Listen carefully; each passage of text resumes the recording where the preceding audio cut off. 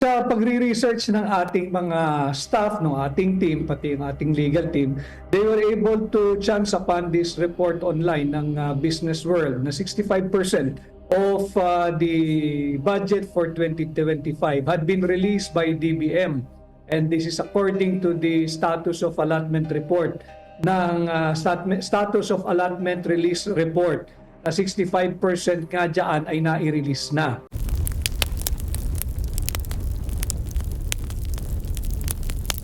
Opo, Attorney Vic, dito po tayo sa inyo pong isiniwalat na 65% na ng GAA. Mamaya, basahin ko ulit yung naging tugon ng DBM nung tinanong ko rin sila kanina ukol dito. Paano nyo po ito natuklasan?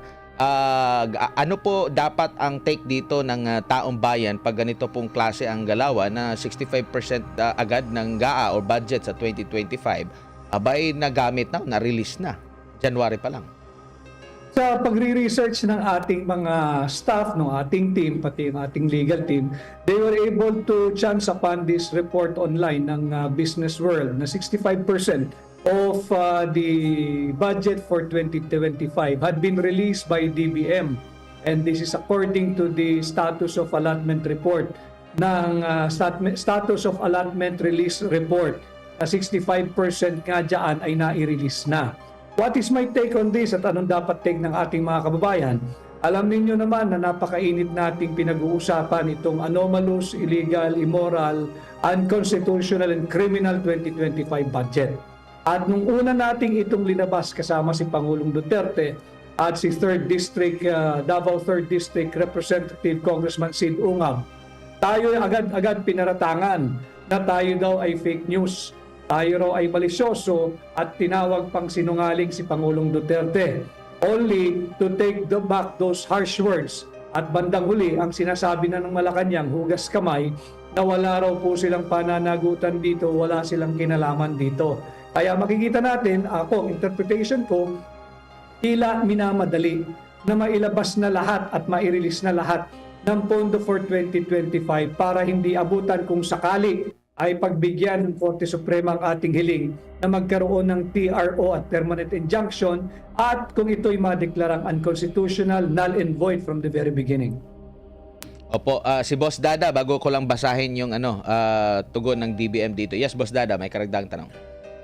Yung patungkol diyan sa ating Supreme Court, yung inyong petisyon, sumagot po ba ang Kongreso dito?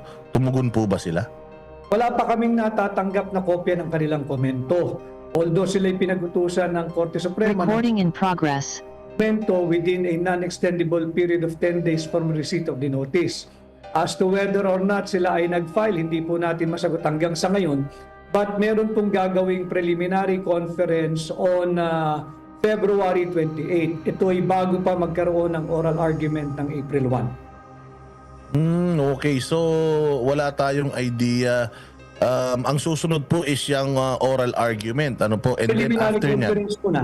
Preliminary conference. Okay, preliminary conference, then oral argument, and then Yes. after nyan, magde-decide po ba ang magde-decide na ang Korte Suprema? Ako kasi, ang inaasahan natin, sana ay mag-issue sila ng temporary restraining order. Sapagkat, Admar at Boss Dada at sa ating mga kababayan, nung tayo nag-file, 3 days or 4 days after, nag-file na rin tayo ng motion na mag-issue ng subpoena duces tecum or i-produce yung dokumento. May hinihingi tayong dalawang dokumento Yung original copy ng General Appropriations Bill at yung original copy ng Enrolled Bill. Hindi pa naipapakita hanggang sa ngayon. Yung Enrolled Bill na yan, mahalaga yan Dahil dyan natin makikita kung nagkaroon ba ng halaga yung mga blanco sa Bicameral Conference Committee report. Ulitin ko I'm just taking extra effort in trying to explain itong proseso ng budget dahil nga pag natapos na yung final approved, ratified, and signed Bicameral Conference Committee report at ito ay hinatid na doon sa House Bills and Index Service at tinatakan ito noong December 11, wala nang galawan yan. Hindi mo na pwedeng baguhin kahit isang linya dyan. Kaya hinahanap natin yung kopya ng original copy of the Enrolled Bill. Pag yan nagkaroon ng halaga, kaninong makatingkamay ang naglagay ng halaga riyan? Bawal yan. dahil tapos na yung budget process, yung proseso ng pagpasa ng budget. Ang maganda dito, yung sa kautusan ng Korte Suprema noong isang araw, inuutusan nila ang mababang kapulungan at ang mababang kapulungan na dalhin yung original copy of the General Appropriations Bill at dalhin yung original na copy ng Enrolled Bill. Tingnan natin on February 28 kung ano ang ipapakita nila.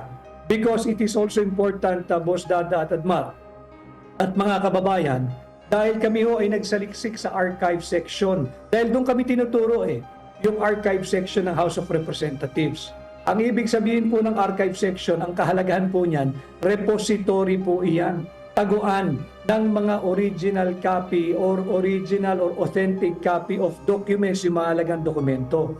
Ang amin pong nakita sa archive section ng House of Representatives, enrolled bill na hindi pirmado ng Senate President, hindi pirmado ng Speaker of the House of Representatives, hindi pirmado ng Senate Secretary at hindi pirmado ng Secretary General ng House of Representatives. Ibig sabihin, walang aprobadong enrolled bill. Bawal yan, unconstitutional yung 2025 GAA. Illegal yan, criminal yan. Salamat po. Mamaya na ako ulit magtatanong, partner Admar. Opo, kung illegal po yan at humihingi po kayo ng nagpapasaklolo kayo sa Korte Suprema tapos sinasabing ang 65% na na-release na, maagapan pa ba ito? Ano nakikita nyo dito, attorney? I just hope and pray that the honorable members of the Supreme Court will really feel and see the sense of urgency na makapag-issue ng temporary restraining order. Because pag hindi, baka kahit ito'y madeklarang unconstitutional, mauwi lang tayo sa tinatawag namin sa legal parlance o kaming mga abogado na paper victory. Tagumpay lang tayo sa papel, tagumpay lang tayo sa jurisprudence. Of course, a win is a win. We will have a legal victory, we will have a moral victory, pero naubos na naman ang pera nating sambayan ng Pilipino. Yun ang ating inaabatan dito dahil hindi na matatapos ang kultura ng pagsasalaula sa tamang proseso ng pagpasa ng budget. Hindi na matatapos ang pagsasalaula sa ating saligang batas at hindi na matutuldukan ang kultura ng korupsyon, lalo na ngayon sa administrasyon ito. Opo, nabanggit nyo sa last stream ninyo, 6.32 ang budget natin for 2025. 65% ang na-release na or nagastos na, 4.1 trillion. 2.2 trillion na lang ang natitira. Sa unprogrammed funds na mahigit kalahating trilyon, sabi nyo po, na-release na rin, pati yung mahigit kalahating trilyon din sa DPWH or sa Public Works, nailabas na rin. Sa inyo pong pagkakaalam, regular ba ito? Normal ba ito na ganito? Pati yung unprogrammed funds na unprogrammed na mga programa, kabilang na rin po sa meron ng nailabas na release na budget. Regular po ba ito? Tama po ba ito? Or merong mga patakaran ukol dito po, attorney? Alam mo, yung prudent budget spending, pwede mong sabihin, pwede mong paspasan yung pag-release ng mga pondo para naman walang nasasayang pagpatapos na yung taon. Kasi yung absorptive capacity ng mga departamento at ahensya, mahalaga din yan Yung iba, pag release mo yung pondo at the end of the year, 10% lang nagagamit, 20% lang. Sayang ang pera natin Subalit, itong 2025 budget, dapat naging mas prudent sila. Naging marahan, naging dahan-dahan, at naging mas maingat dahil alam naman nila na merong nakabinbing kaso sa Korte Suprema. At dito makikita mo, tila minamadali dahil yung unprogrammed appropriation, Admar, Boss Dada at mga kababayan, ito'y gagamitin mo lamang pag may sobrang pera, pag may sobrang revenue, pag may sobrang koleksyon, at pag mayroong bagong source ng pagkakautang. Kung nakautang tayo ng bago sa domestic or foreign financial or lending institution, unang buwan pa lang, inuna yung unprogrammed appropriation, hindi priority yan Kaya nga nung aking pagla-live kahapon, pinuna ko, inuuna yung unprogrammed appropriation sa kabila ng findings ng Second Congressional Commission on Education o yung EDCOM-2. Yung EDCOM-2 malinaw doon, yung kalunos-lunos na estado ng ating education sector. 165,000 classrooms ang backlog ng gobyernong ito.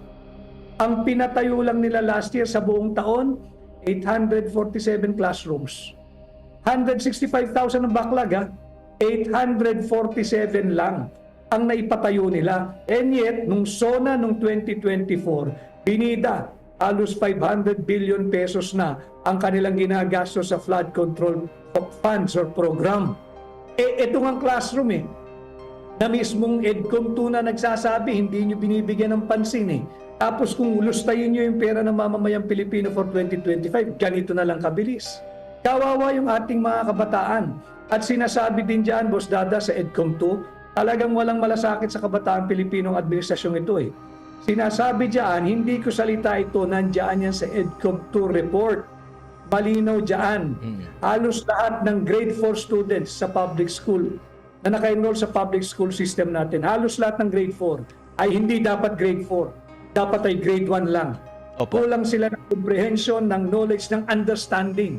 Ganun ka mang, masakit man sabihin, pero ganun ka mang.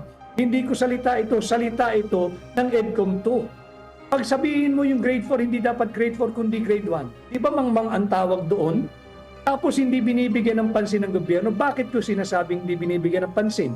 And this is one of our 4 major grounds to declare this 2025 budget unconstitutional. Opo, Sa kabila ng findings na to, binawasan pa ng Bongbong Marcos administration ang education sector ngayong 2025 ng 31 billion pesos. 31 billion pesos sa kabila ng findings na ito. Hindi ba't kalunos-lunos ang estado ng ating education?